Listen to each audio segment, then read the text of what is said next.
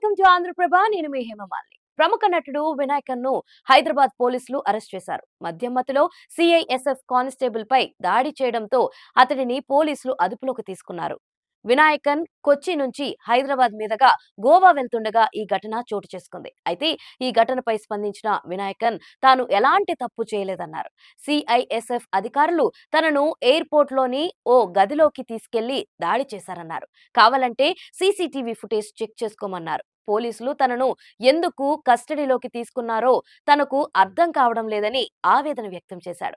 అయితే నివేదిక ప్రకారం వినాయకన్ సిఐఎస్ఎఫ్ అధికారి మధ్య మాటల వాగ్వేదం తర్వాత వినాయకన్ సదరు కానిస్టేబుల్ పై చేయి చేసుకున్నాడని సమాచారం. సూపర్ స్టార్ రజనీకాంత్ నటించిన సూపర్ హిట్ జైలర్ సినిమాతో ఫేమస్ అయ్యాడు వినాయకన్. ఇందులో వర్మ పాత్రలో అద్భుతమైన నటనతో ప్రశంసలు అందుకున్నాడు.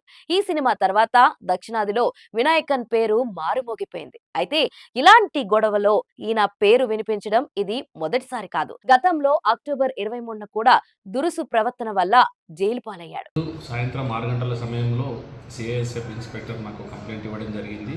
వాళ్ళు ఏంటంటే ఈ ఇండిగో 4:30కు వచ్చిన కొచ్చి నుంచి హైదరాబాద్ వచ్చిన ఇండిగో ఫ్లైట్లో ఈ వినాయకన్ అనే వ్యక్తి వచ్చిండు. ఆయన అక్కడి నుంచి ట్రాన్సిట్లో గోవా వెళ్ళాలి.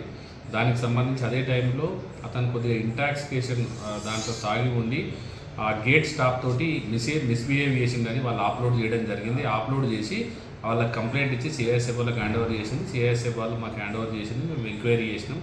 అతను కూడా ఇంటాక్సికేషన్ కండిషన్లోనే ఉన్నాడు. దానికి సంబంధించి మేము ఈ సిటీ పోలీస్ యాక్ట్ కింద కేసు నమోదు చేసుకొని అది దర్యాప్తు చేస్తున్నాం. ఉన్నాడు, మధ్య మత్తులనే ఉన్నాడు. ఇతను మలయాళ యాక్టర్.